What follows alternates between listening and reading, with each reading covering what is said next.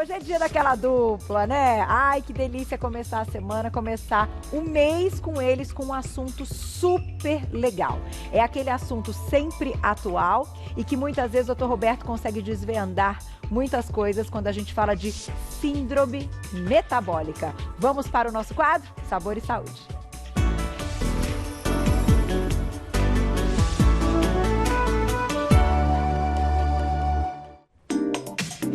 Minha dupla já está pronta. Doutor Roberto Navarro, bem-vindo.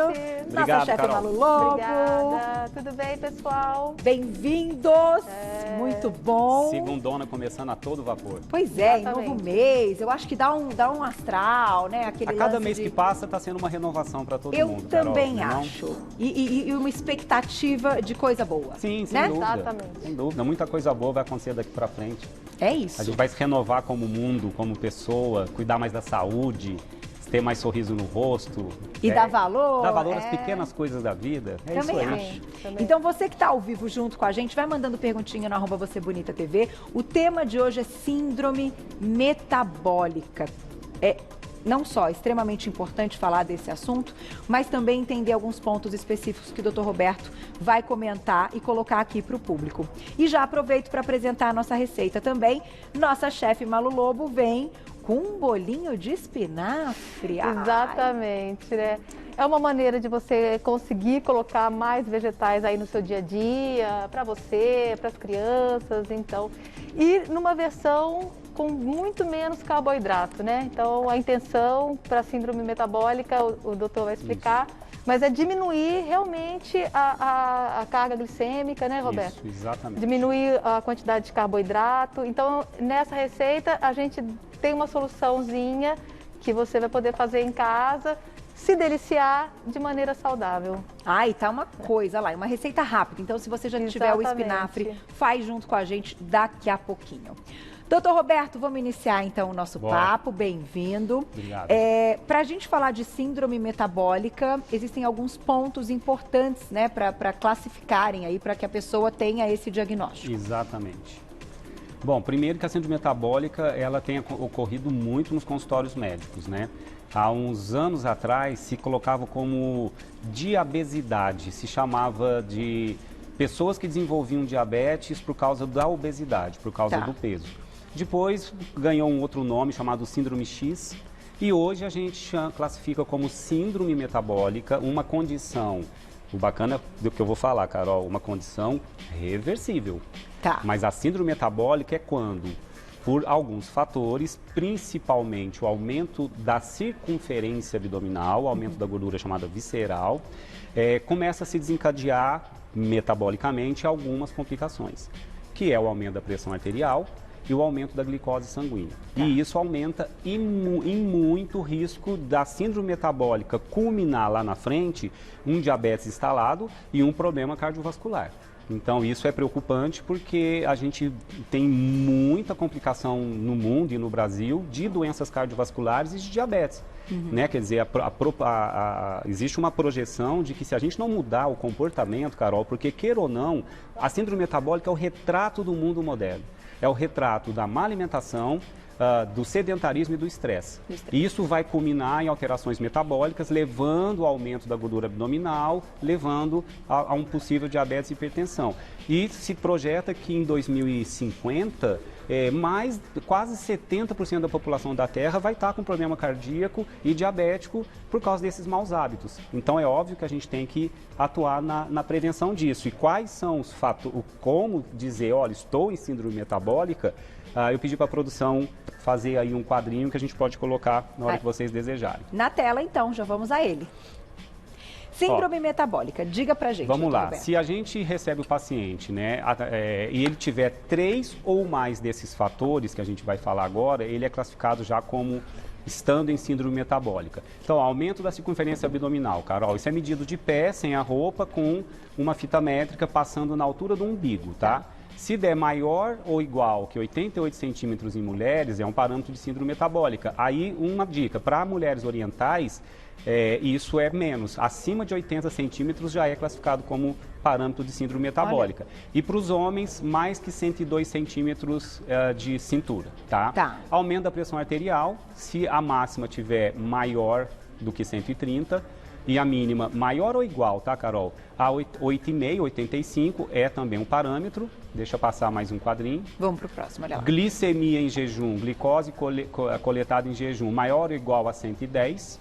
Triglicerídeo maior ou igual a 150 e o bom colesterol, o HDL, que é um protetor, que a gente já falou disso, menor que 40 em homens e menor que 50 em mulheres. Então, 3 ou mais desses fatores presentes, Carol, já é um paciente em síndrome metabólica, que é esse que a gente tem que intervir e reverter. Doutor Roberto, está ligado diretamente ao estilo de vida, então, a questão da alimentação, como você colocou, do sedentarismo ou da prática da atividade física, mas dá para dizer também que grupos também têm algo genético, hereditariedade envolvida, porque o fato das pessoas, como você disse, aumentarem, né, o diagnóstico de síndrome metabólica e essas gerações vão tendo filhos, né, há uma preocupação que ao invés de diminuir esse número aumente. Então, tem uma questão genética, hereditária envolvida, ou uma questão até mesmo de exemplo que as crianças vão seguir vivendo em casa, vendo dos pais, né, para adquirirem hábitos ruins ou melhores. Entendi. Existe a questão da genética em 2 pontos, Carol. Assim, o que geneticamente eu já herdei, né? Que programinha de computador já nasci com ele instalado, que pode rodar, a tecla Enter ser apertada e aquela predisposição passar a ser real. Isso pode ser herdado? Teoricamente, sim, Carol. Tá? Teoricamente, pode haver uma predisposição. Por exemplo, quem tem diabético na família tem mais chance de ter um diabetes também, principalmente diabetes do tipo 1, que não é da síndrome metabólica. Diabetes do tipo 1 é aquele que usa insulina, é outra historinha. Quem tem hipertensão arterial na família, será que eu posso ter também, que é um parâmetro de síndrome metabólica? Então a genética pode influenciar, Carol? Pode. Mas hoje a gente está estudando isso com um pouco mais de carinho. É o ambiente, Carol. É o ambiente. Está acima do gene. O gene é só uma predisposição, mas é o hábito que a gente está tendo nos últimos 40, 50 anos. Alimentação totalmente inadequada, sedentarismo, estresse. E eu acho que esses são os fatores que mais têm influenciado, muito além da genética. Porque a gente pega como médico paciente com síndrome metabólica no consultório e não tem histórico familiar.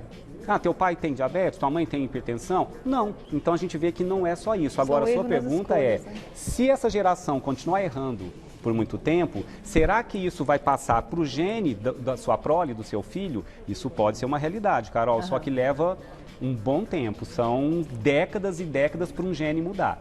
Então, se a gente não mudar o rumo da história, em algum momento a gente vai nascer com uma predisposição de já tê-la.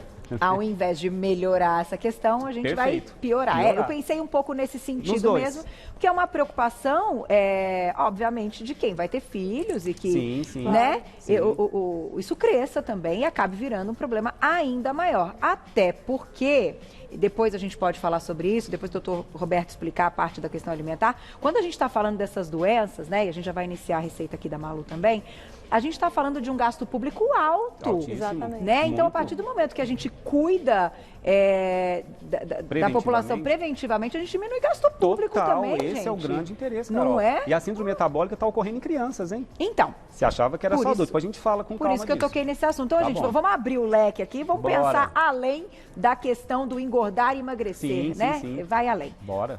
Vamos começar? Bora. Vou passar os ingredientes, que olha, tá fácil, hein? Você faz junto com a gente. Vamos lá. A gente vai usar para o bolinho de espinafre de hoje, low carb da Malu, um maço de espinafre pequeno. Isso.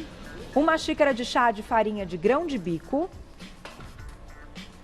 Um tomate picado. Meia cebola picada. 2 dentinhos de alho, também picados. Um ovo.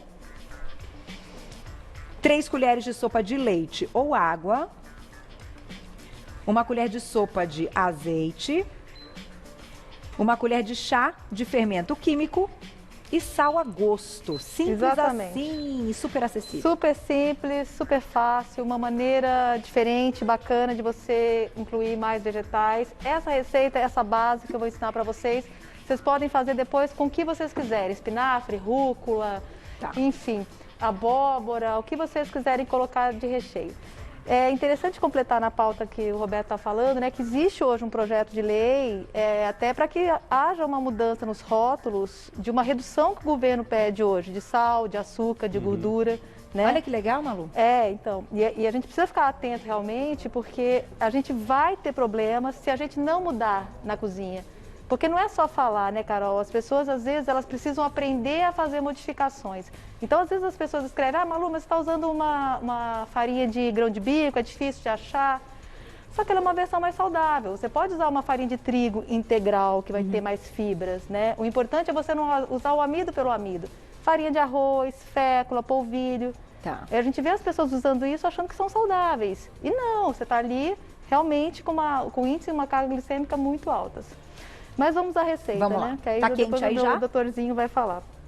Bom, panela boa, gente. O que a gente vai fazer? Vou pincelar. O que acontece, Carol? Comida tem que ter sabor, né?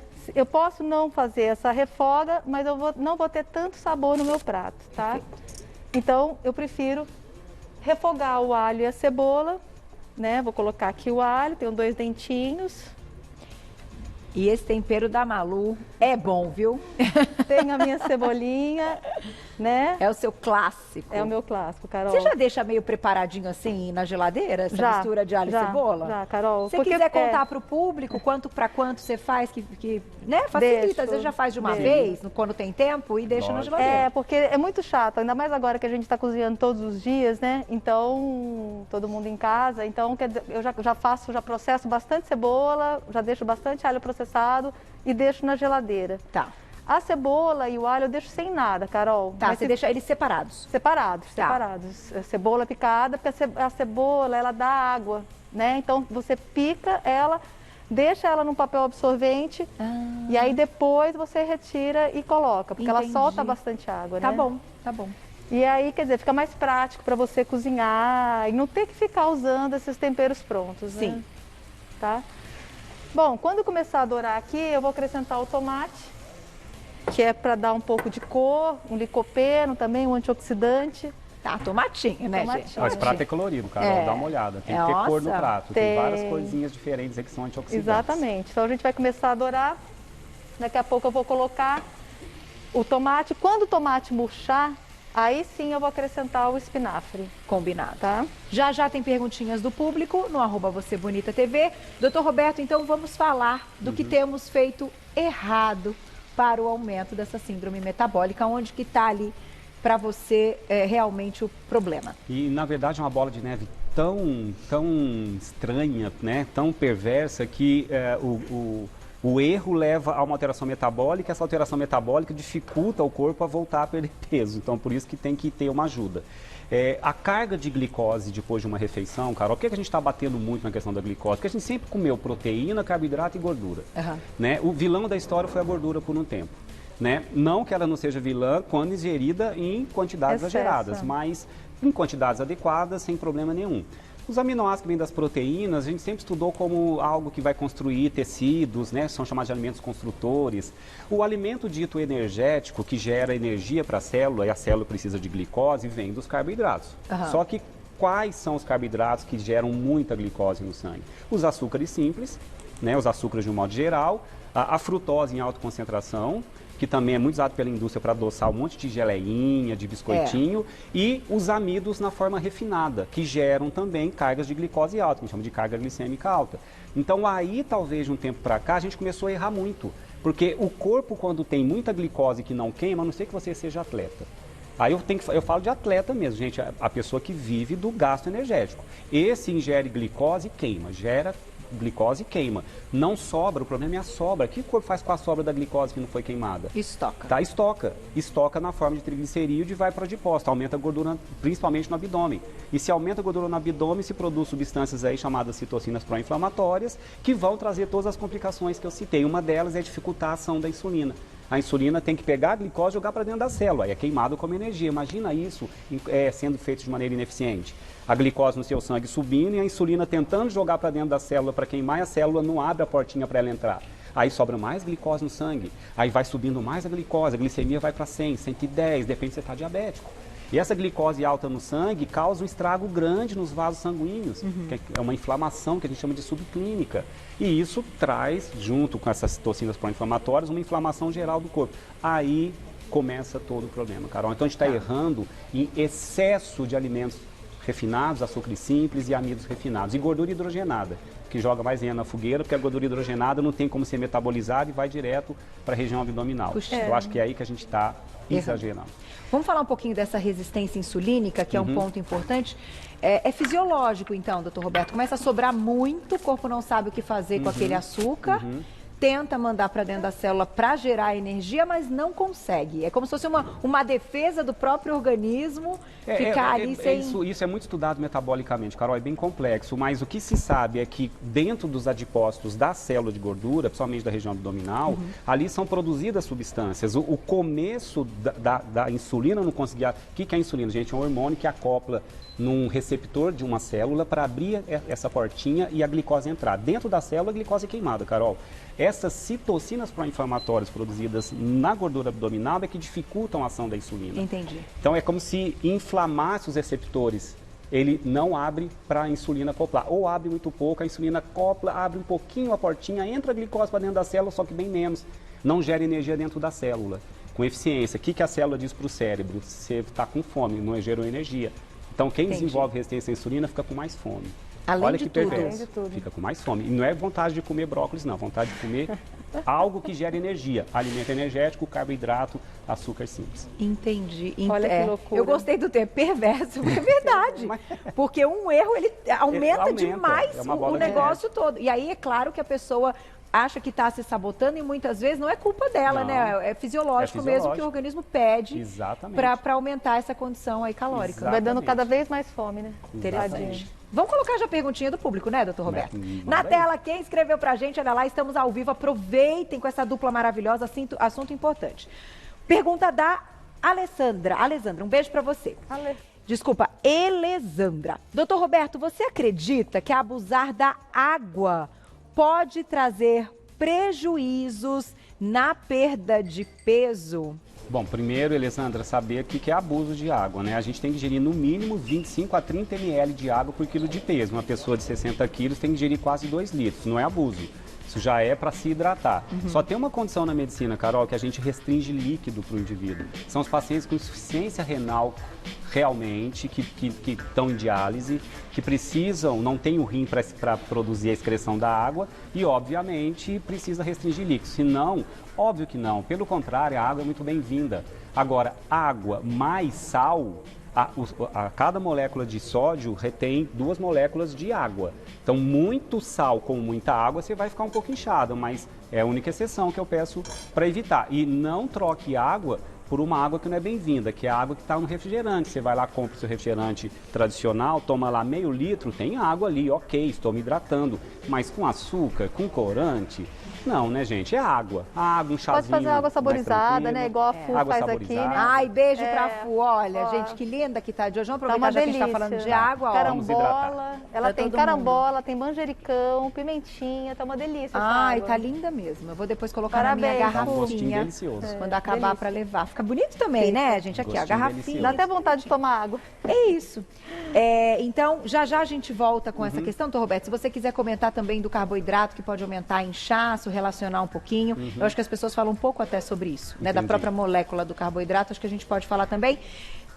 Vamos dar uma olhada no seu refogado e já tem perguntinha pra você, viu? Tá vendo? Nesse ponto aqui, Carol, quando o meu tomate começou a murchar, é a hora que eu posso colocar o meu espinafre, que vai soltar água, tá? O espinafre, gente, parece muito, só que ele murcha. Ele murcha muito, Ele murcha, então nós vamos usá-lo, tá? E você só higienizou? Só higienizei. Gente, é importantíssimo higienizar da maneira correta, né? As pessoas, às vezes, elas confundem. Então, assim, existe a higienização que você vai lá, vai embaixo da torneira e etc, etc, etc.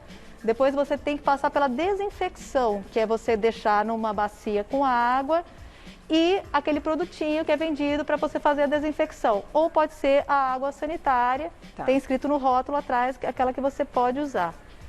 Bom, Estamos aqui, a gente estava falando, só complementar dos carboidratos, né, da troca, que eu sei que muita gente em casa às vezes reclama.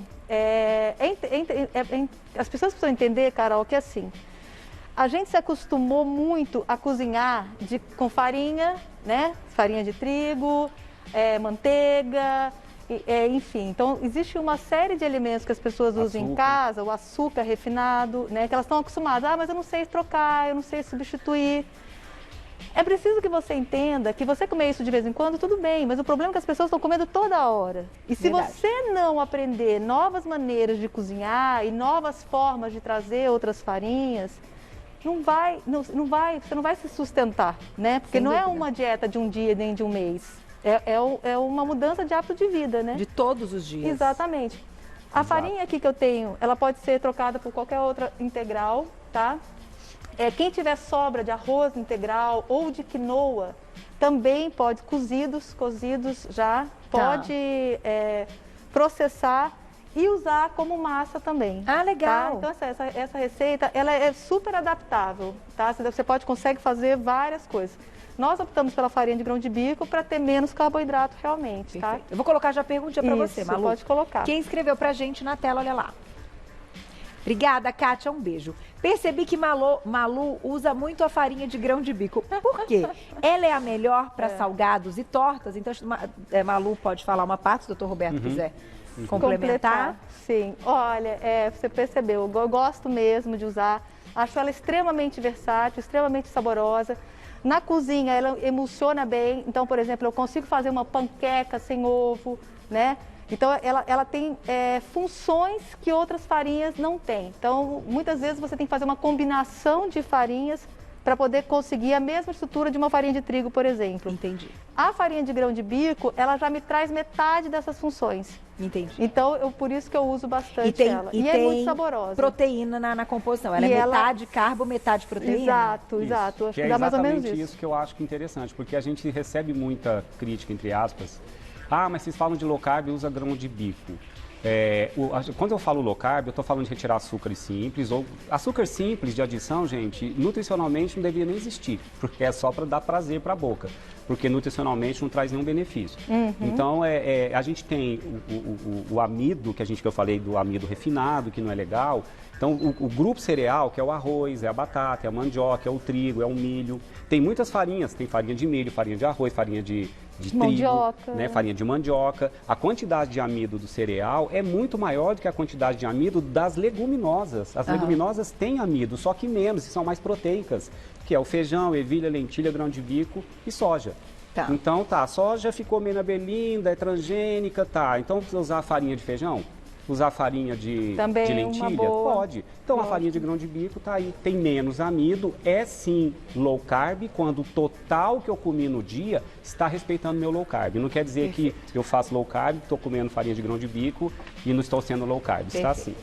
E é exatamente, para quem segue, então eu não sou médica nem nutricionista, mas sigo esse estilo de vida há muitos anos e as pessoas questionam, mas então tal coisa você come? Sim. Na quantidade que não tira do meu low carb. Sim, isso é uma questão que cada um aprende, é até uma conta, é até, enfim, você vira hábito, né? Vira automático dentro do dia a dia da própria dieta. Acho que um dia a gente vai ter que fazer um tema só low carb para essa pauta, doutor Roberto. Cetogênica e low carb. Vamos? Vamos. Pode, Glaucia? Ela disse que pode ser. Então, de repente, nosso próximo tema já é esse. Guardem, então, essas dúvidas. Malu, chegou mais pergunta para você. Olha lá. Vamos lá. Antes de seguirmos com o doutor Roberto. Valéria, um beijo, obrigada. Posso trocar a farinha de grão de bico pela de batata doce ou aveia sem glúten? Pode.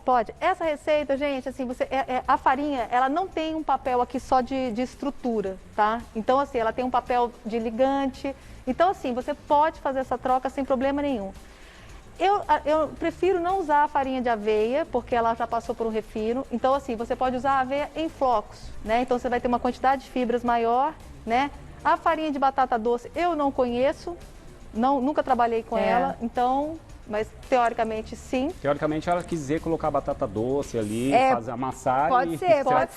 Pode ser. Dar uma consistência com a batata, né? Ó, essa receita, gente, o que eu preciso dela, né? Como eu vou ter o ovo também vai ajudar nessa formação do bolinho, né? Com estrutura e etc. Você pode fazer a troca aqui pelo que você quiser, por um creme de batata, só que você vai ter que assar a batata. Se você cozinhar a batata na água, a batata ela fica mais encharcada. Entendi. Então, na hora que você amassar, você vai ter que acertar com algum tipo de farinha, porque senão vai ficar tudo muito mole. Entendi. Tá? Então, agora, se você assar ou cozinhar no micro-ondas, ela vai ficar bem seca, sequinha. um purê bem secão, e aí você consegue fazer. Perfeito. Tá? Tem mais uma para Malu e depois para o Dr. Roberto. Então vamos lá, mandem, estamos ao vivo. Frank, um beijo, querido. Posso acrescentar a hora Pronobis neste bolinho? Então, pode.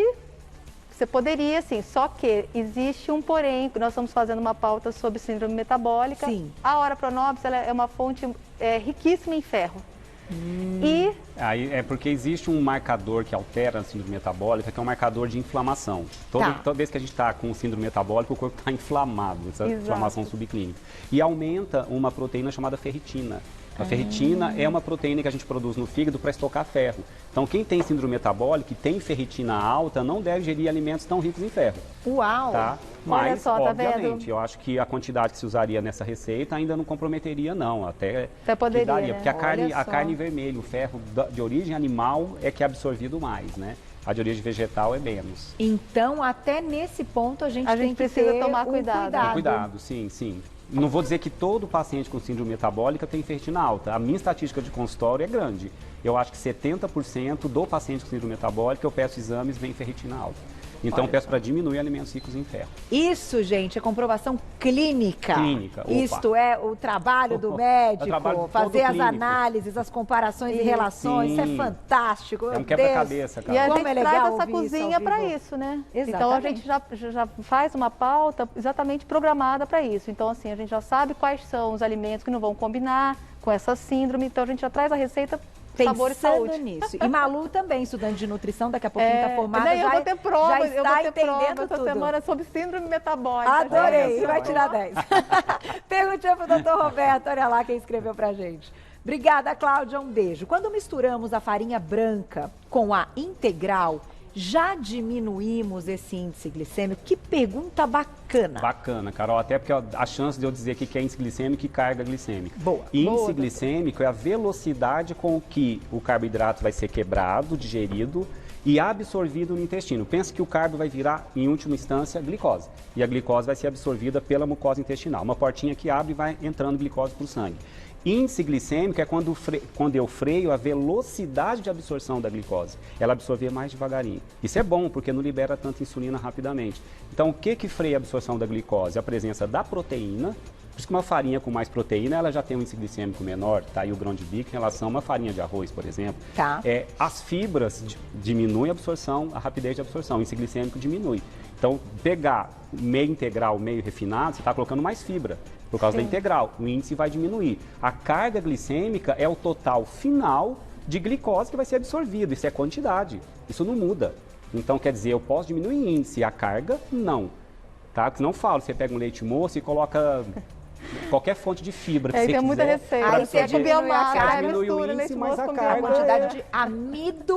O total de açúcar que vai Adoro. entrar vai ser o mesmo. O que diferencia é a velocidade. Diminuir o índice glicêmico é sempre importante. Isso é bom para o corpo. Mas não esquecer da carga. Senão a gente fala muito de índice e esquece da carga. Tem receitas, às vezes, de internet de, que legal, coloca lá uma xícara de açúcar mascavo, coloca polvilho. Você está colocando uma carga de glicose altíssima, Imensa. mas depois põe uma fontezinha de fibra ali que fica tudo fitness. Só que não não é dá. assim. Cuidado, tem que ter índice e carga glicêmica Baixas. baixa ou média no máximo para você ter uma alimentação saudável.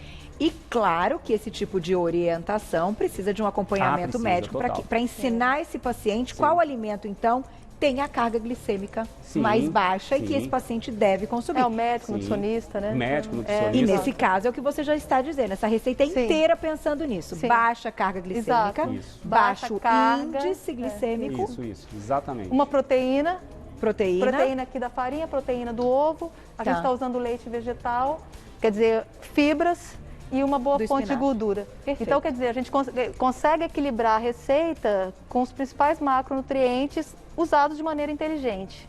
O diabético que usa insulina, Carol, só para completar, ele tem que ficar atento à carga glicêmica. Os diabéticos que usam insulina, eles são obrigados a aprender carga glicêmica, que eles contam por pontos. Eu vou ingerir um pãozinho, tem quantos pontos de carboidrato, quantos gramas. Aí ele tem que usar a insulina para metabolizar essa quantidade. Entendi. Entendeu? Então, eu vou ingerir X, eu preciso de X de insulina.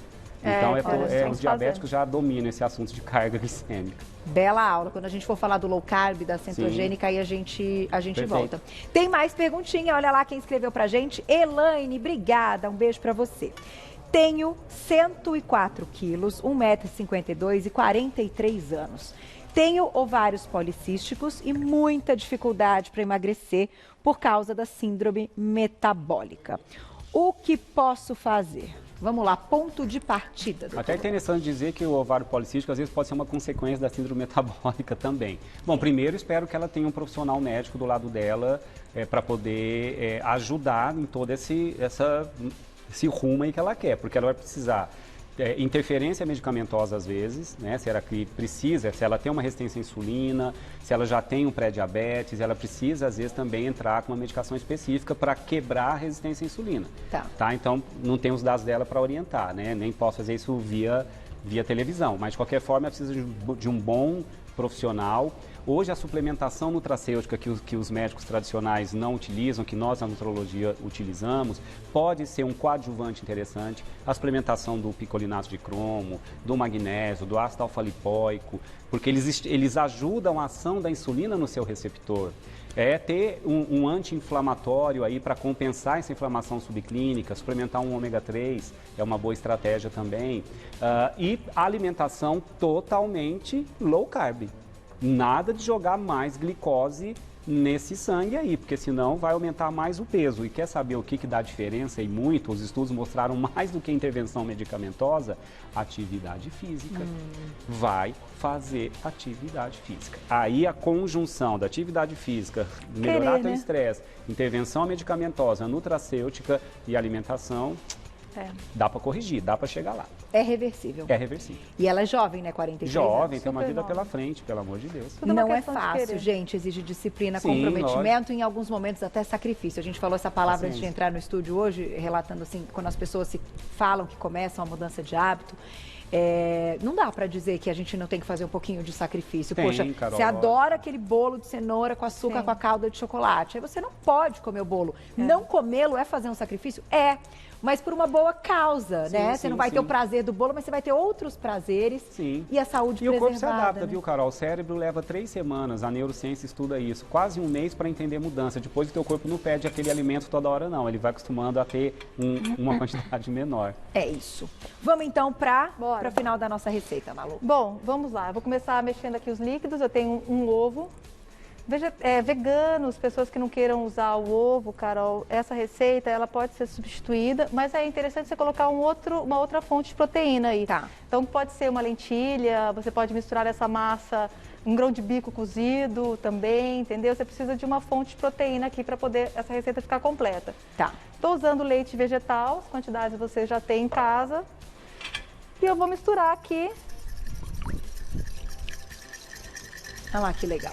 É receitinha de preguiçoso essa, Carol. Essa que você faz rapidinho. Rende quanto essa quantidade que eu passei, Malu? 6 bolinhos desse.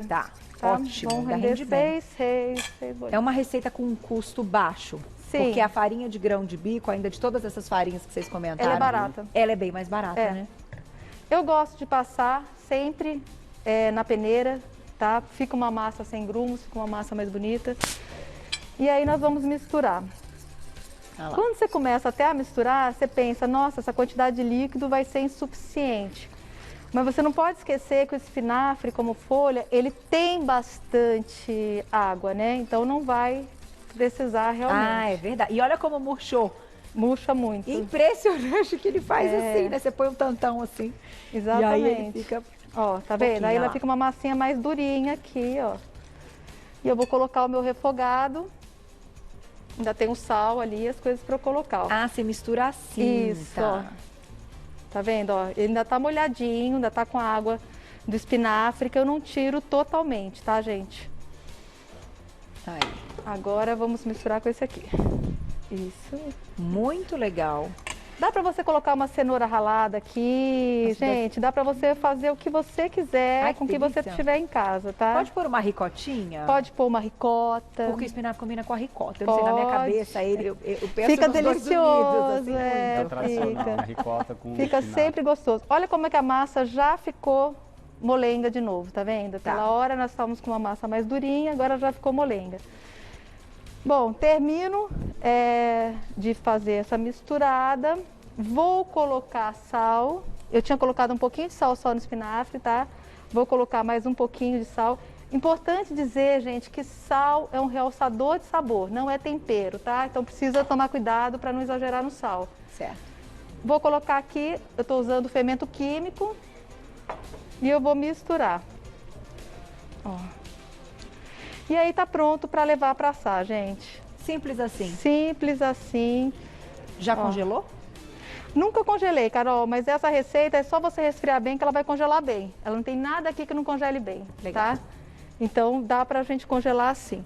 Quando você coloca o fermento, é nítido a gente ver que a massa ela dá enche de bolinha.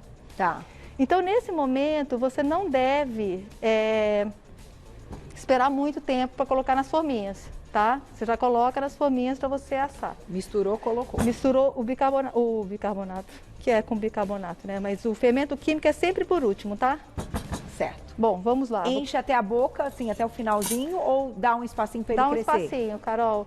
Sempre dando um espacinho. Tá. Ó, eu vou colocar na forminha. Forminha untada, tá, gente? Com Ai, que azeite. bonitinho. Ó, que delícia. tá vendo? Ele não cresce muito. É um Não bolinho pra requer comer habilidade, sem culpa. não é? Bolinho para comer sem Pra culpa. comer Dá pra sem você culpa. congelar, pra você ter quando você precisar, vai descongelando. Você pode fazer uma opção dessa para um café da manhã. Pode mesmo, tá Isso. bom. Maluzinha, bom? forno pré-aquecido quanto tempo? 180 graus, Carol, sempre 25 minutos, ok? E aí, prontinho. Forno. Então, enquanto o Maluzinha vai tirar o nosso Isso, quentinho, que já tá assado. pergunta para Dr. Roberto. Olha lá Bora na lá. tela. Fabiola, um beijo, obrigada. Para quem tem síndrome metabólica, devemos ficar de olho no índice glicêmico, então, dos alimentos? Frutas são bem-vindas? Quantas porções ao dia? Beleza, excelente pergunta. O índice glicêmico preocupar sempre, porque se entrar muita glicose rapidamente no sangue não é legal. Então, preocupar sim. A fruta, gente, tem a fibra quando você come a fruta com a casca. Tá, não vou comer uma banana com a casca? Tá, então você joga uma fibra. Aí sem problema. A frutose da fruta, que é um açúcar simples, vamos dizer assim, só não é legal quando em grande quantidade, muito concentrado. Isso acontece em suquinhos industrializados, muito concentrados. Então aí sim, eu não acho legal. Então comer a fruta, fantástico. Jamais diria para um paciente meu não comer. Eu coloco até 2 porções ao dia. Se é um grande comedor de vegetais, com muita salada, já tem bastante antioxidante, fibra, 2 porções de frutas ao dia tá ótimo. Não precisa mais do que isso não. Quais as frutas com menor índice glicêmico e carga glicêmica? Ó, limão, morango, pêssego, Ameixa? né, ameixa, né? Pera? Então, pera tem Carolzinha. uma carga glicêmica média. De fruta passa com o carga seu glicêmica prato alta, tomar cuidado só com uva, né? E com caqui, com uma banana muito madura, que eu acho que tem um pouco mais, tá? Manga, né? Manga, mas mesmo assim, se for uma unidade pequena, Carol, sem problema. Não tem problema. Tem Tá aí. problema. Perguntinha do público na tela. Ai, esse papo é muito bom, meu Deus. Ficaríamos a tarde toda. Silvia, obrigada. Um beijo pra você. Preciso de ajuda pra tirar a compulsão. Então, ela pergunta o que fazer, doutor Roberto, quando aí é compulsão. Bom, a compulsão já é um quadro à parte, né? Vamos combinar que isso precisa de uma abordagem multidisciplinar. Precisa do médico, inclusive, às vezes, entrar com tratamento, dependendo de se a compulsão está te levando a uma obesidade, a depressão, a ansiedade, arrependimento, quando você tem aquele ataque de comer gulosamente. Precisa de uma abordagem psicológica, de uma psicoterapia e precisa do nutricionista também te ensinar como lidar com a situação da compulsão e o que escolher na hora de ter uma compulsão, para não escolher só o alimento errado. Mas eu acho que é uma abordagem multidisciplinar, Carol. Tem terapia, yoga, meditação, ajuda médica, tudo porque compulsão leva prejuízo na saúde, isso não é brincadeirinha, Não é. tá? A compulsão precisa ser tratada de frente e levada a sério, porque senão ninguém consegue corrigir nada. A gente vai fazer mais uma perguntinha para encerrar, mas deixa eu mostrar. Ai, meninos, suspense. bem, olha que coisa mais delícia esse recheio. A farinha de grão de bico, ela dá uma textura gostosinha, parecida com... Não fica delicioso? Uma farinha refinada. Ela tem essa, né, a questão da umidade, não sei, tem um pouco de amido, claro, e aí isso já dá mais vontade para experimentar. Então vamos experimentar, enquanto isso, perguntinha do público. Eu amo, Malu. Venho trabalhar tão feliz. Bom, pergunta da Sara, um beijo. O metabolismo lento pode ser amenizado de qual forma e com quais alimentos? Bom, a maneira mais importante de aumentar o metabolismo é ganhar massa magra, tá? Existe um gasto energético que o corpo todo dia despende. O corpo é uma máquina, tá? É um motor. Como é que eu faço meu motor queimar mais do que eu como? É isso que é acelerar o metabolismo, ou aumentar a taxa metabólica, ganhar massa muscular. Então, se você faz a composição corporal e tem uma massa muscular muito petitinha, você precisa melhorar isso. Isso vai melhorar a sua taxa metabólica basal. Você vai gastar mais energia. E alimentos que otimizam a termogênese, a cafeína, então, alguns chás, o gengibre, aí todos aqueles alimentos termogênicos velhos conhecidos. Gengibre, pimenta vermelha, né, canela. Né? Então pode dar uma ajuda extra aí, cafeína, só que cafeína se for tomar como suplemento, só com orientação médica, porque tem algumas contraindicações. Eu tenho que encerrar, mas deixa eu encerrar com uma pergunta, pegando um gancho da Sara. Glaucia, por favor, importante, eu propus essa discussão lá nas minhas redes sociais, como eu tenho muita admiração, respeito muito o Dr. Roberto, quero ouvir a opinião dele para aproveitar e que todo mundo ouça. Eu propus, doutor Roberto, e comentei com as pessoas que eu acho que as pessoas tinham que entender de conta matemática para a gente também alcançar resultados positivos quando a gente pensa na dieta. Então, Malu, nutricionista, doutor Roberto, médico. Fato é que, claro, o trabalho do nutricionista é incrível de colocar tudo ali, que é ele que faz essa conta e tal, e baseado nas informações do médico. Mas pouco eu tenho a sensação que as pessoas têm noção do quanto tem de caloria naquilo que ela está ingerindo. Embora ela esteja ingerindo nutrientes, às vezes, se ela colocar no dia várias porções, mesmo que com muitos nutrientes, mas ultrapassando a caloria, ela não vai ter o resultado positivo. Então, assim, qual é hoje a sua visão desse sentido, doutor Roberto? Trocar alguns alimentos, mas ter noção do quanto a gente está comendo? Entendi. Na prática, fazer com que a pessoa saiba dessa conta matemática, Carol, é muito difícil. As pessoas não vão ter esse conhecimento. Falar, eu sei que isso aqui tem 100 calorias. E ela tem que aprender o que ela está pondo no prato, e é o que eu tenho que ensinar para o meu paciente. O que é proteína, o que é carboidrato, o que é gordura. Perfeito. Tá? Então, hoje, aliás, na nutrição já se faz isso. Pega-se um prato, fala, a metade é salada. Tá, uma porção de mão é o seu carboidrato. Entendi. Uma porção de proteína é também uma palma da mão. Quer dizer, a gente dá essa noção a grosso modo, para você entender. E a quantas por dia, aí é complicado, porque você precisa calcular e dizer, respeite esse volume.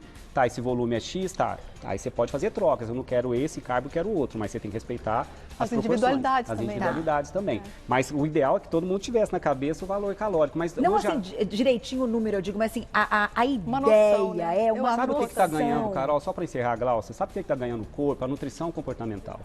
A nutrição comportamental não se apega muito a só contar as calorias, mas de saber o que você está colocando e os volumes, Carol. Óbvio, eu entendo a sua preocupação. As pessoas escolhem o alimento saudável, mas erram na mão.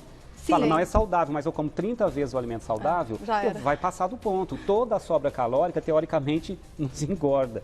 Então, entendi a sua preocupação. Entendeu? O ideal é que a gente consiga ensinar isso para as pessoas e quem está a fim de aprender, aprende, Carol. Eu também acho. Eu acho que só não aprende quem não quer, porque é questão de procurar um bom profissional que te oriente. Eu acho até muito legal, acho até bem curioso. A gente se desperta coisas aí, eu acho uma análise bem bacana. Bom, eu tenho que encerrar, mas eu gostaria de ficar. Próximo tema, então, daqui 15 dias, o nosso quadro Sabor e Saúde está maravilhoso, viu, Malu? Parabéns. Delícia, né? Pode guardar, né? Você sabe. Vai ser, então, gente, pois faz. Dieta cetogênica versus low carb. Vamos falar tudo desse universo. Vai lá para seguir Dr. Roberto nas redes sociais, @doutor abreviado Roberto Navarro, tudo junto, doutor abreviado Roberto Navarro. Subiu o site novo, vai acessar www.doutorabreviado.robertonavarro.com.br para saber mais do trabalho dessa, né, do nosso nutrólogo e dessa dupla maravilhosa. Lá no Insta da Malu também, no @chefmalulobo. Exatamente. Em breve, site novo também. Pois é, e em breve, @nutrichefmalulobo. Ai, que maravilha, vai lá. @chefmalulobo, que vai ter tudinho. Vamos vencer, né, Carol? Estamos no caminho certo, sempre com essa aula de vocês. Sempre. Muito obrigada, viu? Obrigada, ótima semana, ótimo mês. Tá uma delícia. Nos vemos no próximo...